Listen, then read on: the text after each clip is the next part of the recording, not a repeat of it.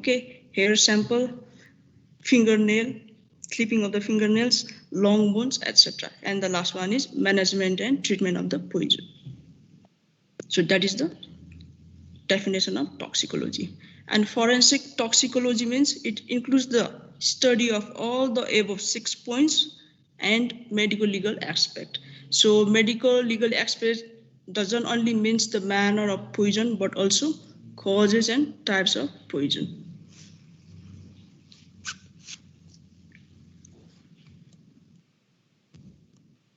So father of toxicology, Matthew Joseph Orfila is known as the father of toxicology, and Robert Christensen, he is the first British toxicologist, and Alexander O. Gettler, he is the father of American toxicology.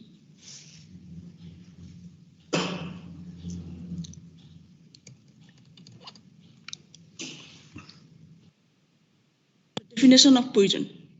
So what is poison? So poison is a substance. So the substance may be in the form of solid, liquid, or gaseous form, which when introduced into the living body, so introduction into the living body may be in the form of inhalation, ingested form, or inhaled form, or brought in contact with any part of the body, it will produce ill health or even death due to its local or systemic effect or both. So basically, poison is a substance. When it is introduced into the living body or when brought in contact with any part of the body, will produce ill health or even death due to its local and or systemic action. So local effect or action mostly seen on the part of the body where the poison or the chemical has come in contact, and systemic effect or action is seen once the poison get absorbed into the system.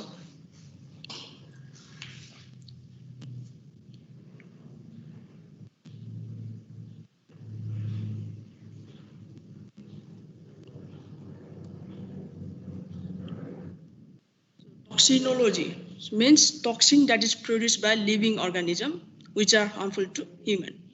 So such as poisonous plant, snake venom, and then toxin produced by different kinds of bacteria.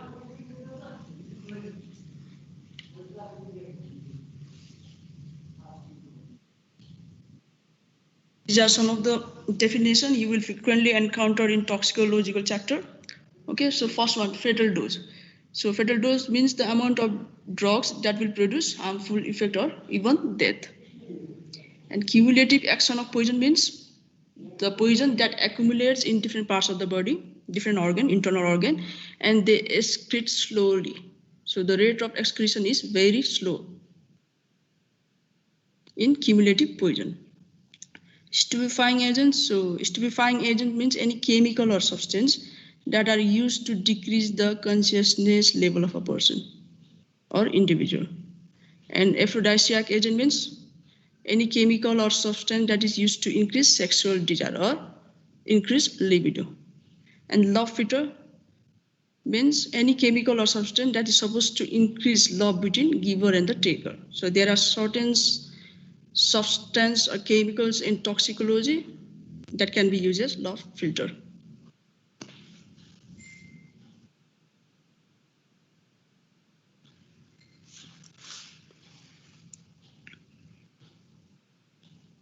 Next one is active principle. So active principle is a chemical. Chemical may be either alkaloids or amino acid that are present in plant or animal origin which produce harmful effect due to its chemical reaction within the body.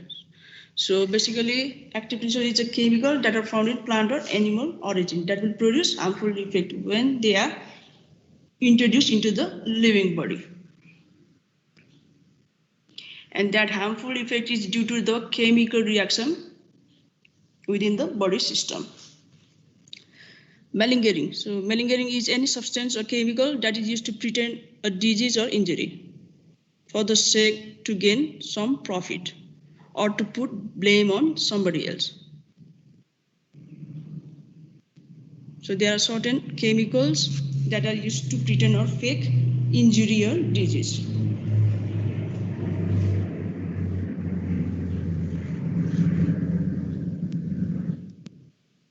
So types of poisoning. So basically there are three types of poisoning.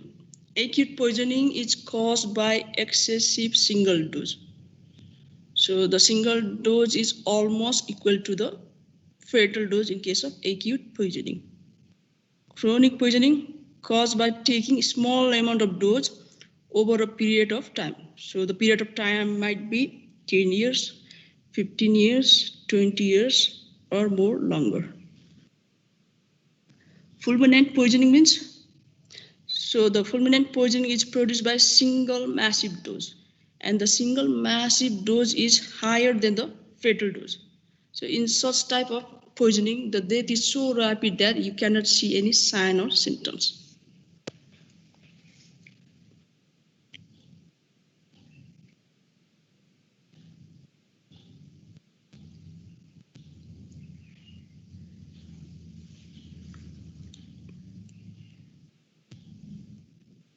So these are some of the factors that will modify the action of poison. So if you have notebook, please take a note of this one. So different factors that modify the action of poison. So the first point is quantity or dose of the poison. So higher the dose of the poison, severe the action of the poison. And the second one is concentrated form of the poison will produce severe action compared to the dilute form of the poison. And the third one is physical form. So the poison in gaseous form is more active and the symptoms produced are much earlier compared to the liquid and solid form of the poison. Route. So the poison in IV route, the absorption is more faster compared to the sublingual and then in intramuscular, rectal, and then oral route. So you can see the sequence: faster in IV route, then sublingual, then intramuscular, then rectal, and then lastly oral route. And then condition of stomach. So if there is presence of food, any kind of food or fatty food, then the absorption of poison is delayed. So in empty stomach, the absorption of the poison will increase.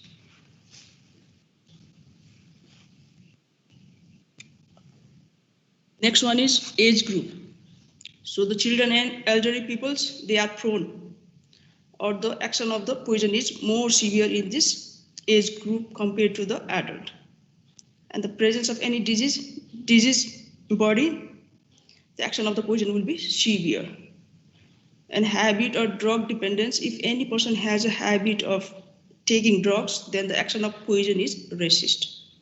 And sleep and intoxication, action of poison is delayed in such cases. So these are some of the 9 factors that will modify the action of poison.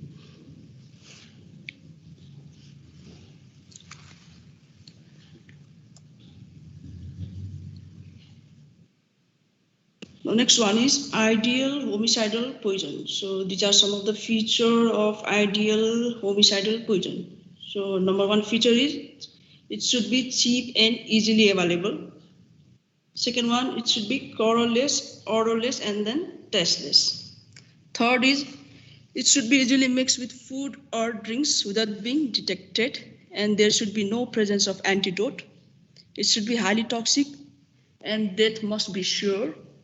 Okay, and the next feature is it should resemble natural disease.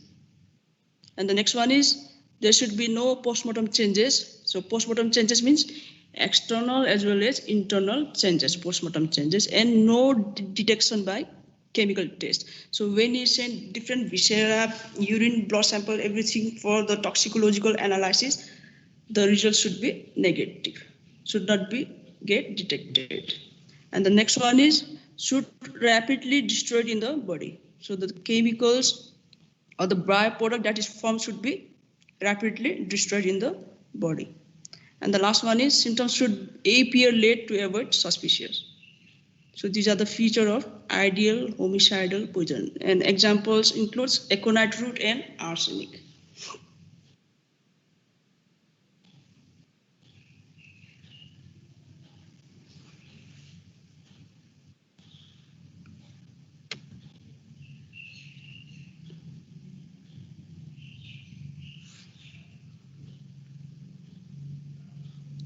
Next one, ideal suicidal poison.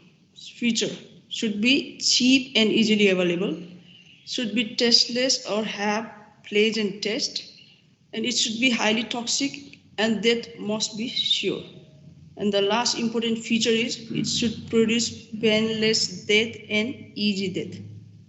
Example, opium and barbiturates are ideal suicidal poison.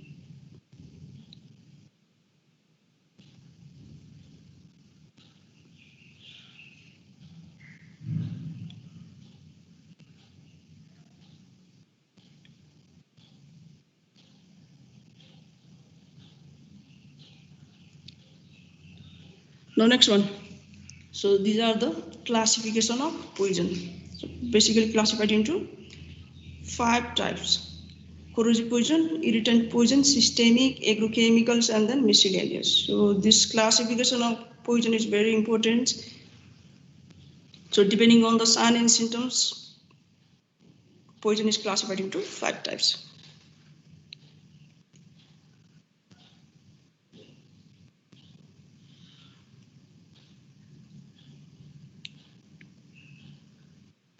The first one is corrosive poison. So corrosive poison is classified into strong acid, strong alkali, and then metallic salts.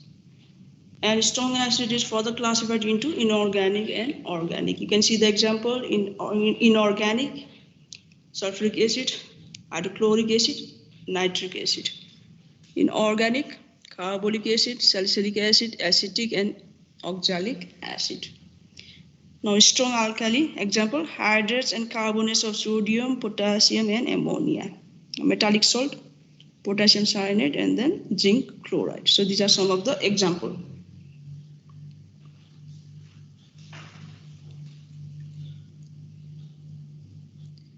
The next one is irritant poison. Irritant poison is classified into first inorganic, organic, and then mechanical. And inorganic is further classified into non-metallic and metallic. You can see the example. In non-metallic, phosphorus, iodine, and bromine. In metallic, arsenic, antimony, thallium, mercury sulfide, lead tetroxide, and then copper sulfate. So this is the classification of inorganic irritant poison.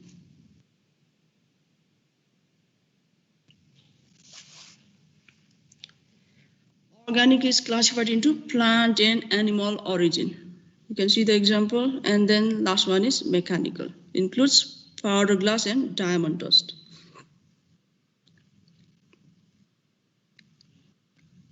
So this is for irritant poison.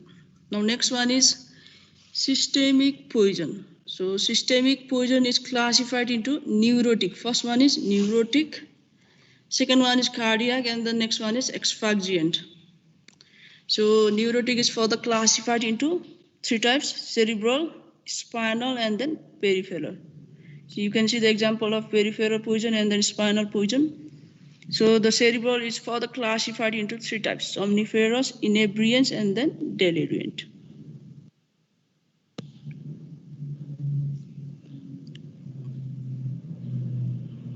So this is number 1, neurotic systemic poison.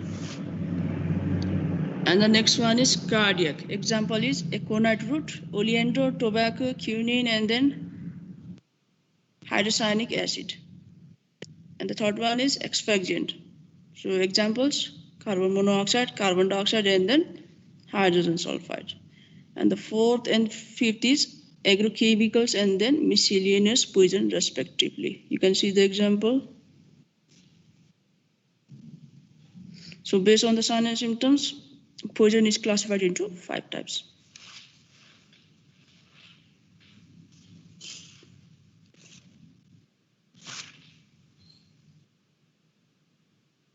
Next one is diagnosis of poison. How to do diagnosis of poisoning in case of death individual. So the first one is history. History should be taken from the individual, family member, relatives, neighbor, and then close friends. So history should be detailed, including the nature and the behavior of the individual. Okay, first one is history. And the second one is post-mortem appearance or finding.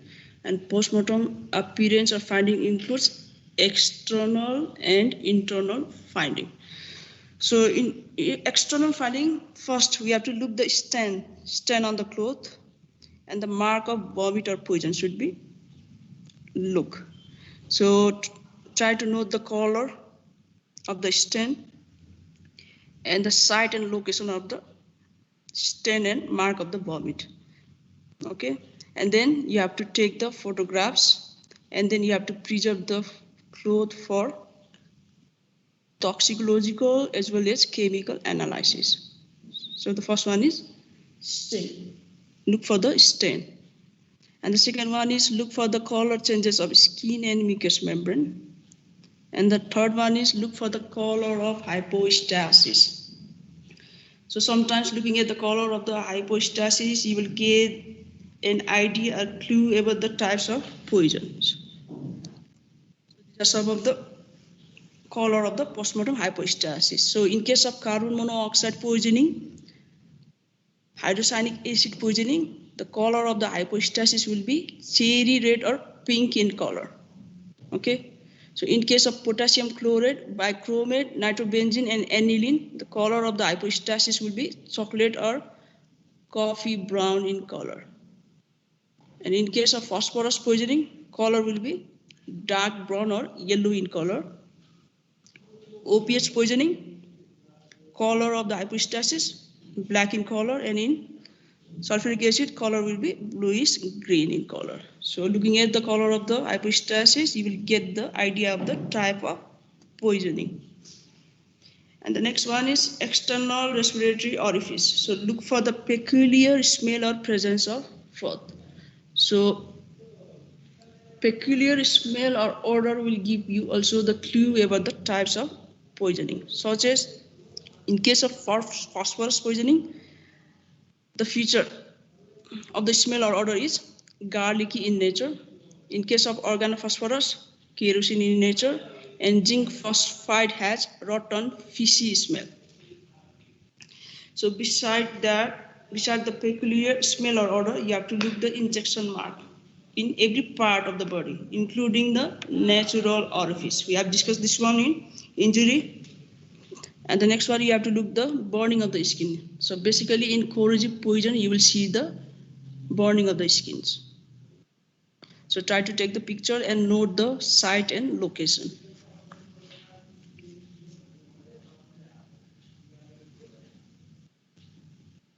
So this is for external finding.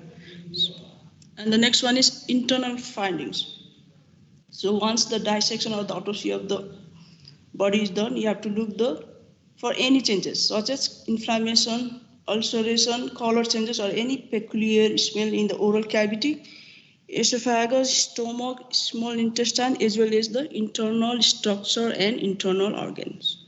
So if you find any color changes, ulceration, or inflammation, you have to note it down.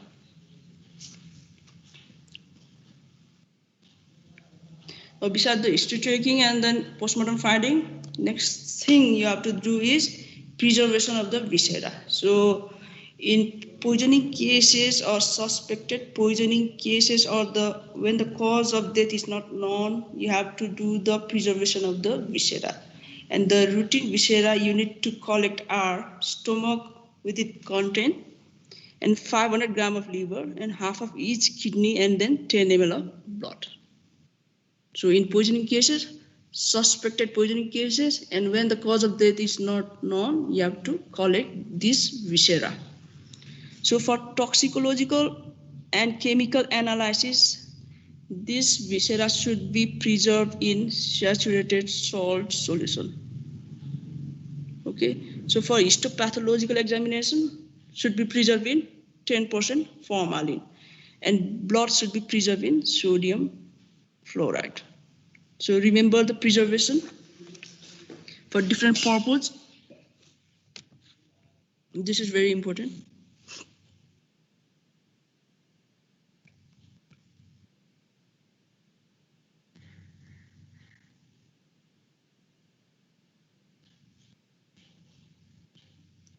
Okay. So today we'll stop here, and on coming Friday